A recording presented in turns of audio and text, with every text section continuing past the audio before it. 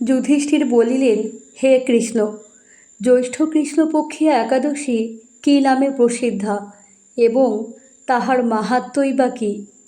আমি শ্রবণ করিতে ইচ্ছা করি। আপনি অনুগ্রহপূর্বক তাহা বর্ণন করুন। শ্রীকৃষ্ণ বলিলেন, হে মহারাজ, মানবগণের মঙ্গলের জন্য আপনি উত্তম প্রশ্ন করিয়াছেন। বহু পুণ্যপ্রদায়িনী, মহাপাতকনাশিনী ও পুত্রদাত্রী এই একাদশী অপরা নামে বিখ্যাত। এই ব্রত পালনকারী ব্যক্তি জগতে প্রসিদ্ধি লাভ করেন। ব্রহ্মহত্যা, গোহত্যা, ভ্রূণ হত্যাকারী, পরনিন্দুক ও পরস্ত্রীগামী সকলেই এই ব্রত পালনে নিষ্পাপ হইয়া থাকে। যাহারা মিথ্যা সাক্ষ্যদান, ওজন বিষয়ে ছলনা, বেদের মিথ্যা ব্যাখ্যা প্রদান, জ্যোতিষে মিথ্যা গণনা, মিথ্যা চিকিৎসায় রত থাকে, তাহারা সকলেই নরক যন্ত্রণা ভোগ করে। তাহারাও যদি এই ব্রত পালন করে তবে উক্ত পাপ হইতে মুক্ত হয়।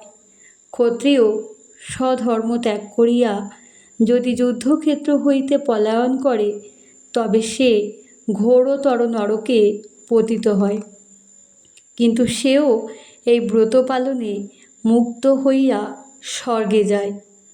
মকর রাশিগত রবিযুক্ত মাঘ মাসে প্রয়াগ স্নানে যে ফল লাভ হয়, শিবরাত্রিতে কাশীধামে উপবাসে যে পুণ্য হয়, গয়াধামে বিষ্ণু পাদপদ্মে পিণ্ডদানে পিতৃগণের যে ফলপ্রাপ্তি হয়, সিংহ রাশিগত বৃহস্পতিতে গৌতমী নদী স্নানে, কেদার বদ্রীযাত্রা ও সেই তীর্থ সেবনে, কুরুক্ষেত্রে গ্রহণযোগে স্নানে, হস্তি অশ্ব সুবর্ণদানে এবং দক্ষিণাসহ যজ্ঞ সম্পাদনে যে ফল লাভ হয়, এই ব্রত পালন করিলে অনায়াসে সেই সকল ফল লাভ হইয়া থাকে।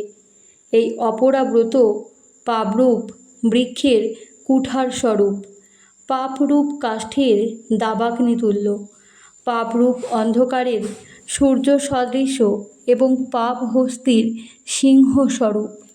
এই ব্রত বিনা যে ব্যক্তি জীবন ধারণ করে, জলের বুদবুদের ন্যায় তাহাদের জন্ম মরণই সার মাত্র হইয়া থাকে। অপরা একাদশীতে উপবাসপূর্বক বিষ্ণু পূজা করিলে সর্বপাপ বিনির্মুক্ত হইয়া বিষ্ণু লোকে গতি হয়।